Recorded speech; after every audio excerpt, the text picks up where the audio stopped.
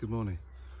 I've come back on my run this morning to that stone home I told you about, the outlines of it, at least the remains of an old building, finished off quite neatly, but with these low walls. And as I walk within, am I inside or outside?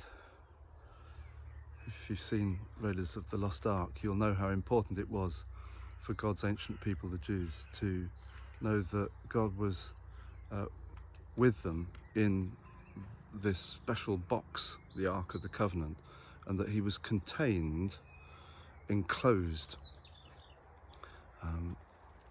so that they knew they were his and he was theirs.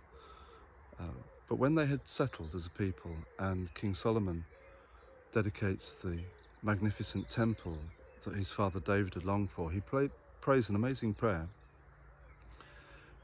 where he says, can God reside on earth in a house like this? Even the highest heaven can't contain you, O Lord, much less this house that I've built. The walls, in other words, were for our sake, not for God's. And freedom and openness is a state of mind and a stance of the soul.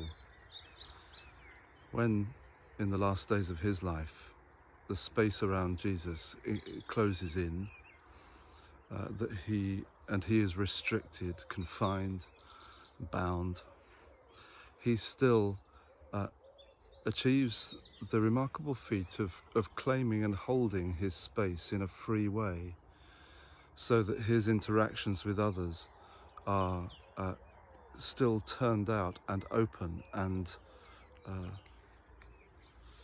giving.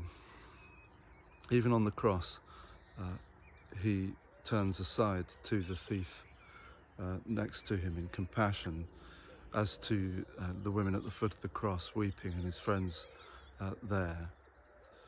He manages, even in that space, to be free and open.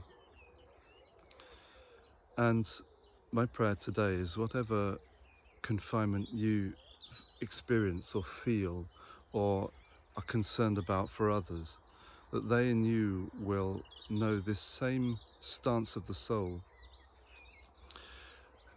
Elizabeth Jennings, wonderful poet, writes in her poem In Praise of Creation, it's a lovely description of one evening in the world, and she describes the tiger trapped in the cage of his skin, his stripes like bars.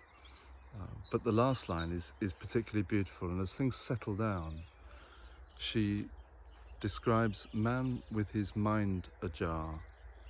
Man with his mind ajar. I pray that you and I would have our minds and souls ajar this day, open to all. God bless you as you go to ground.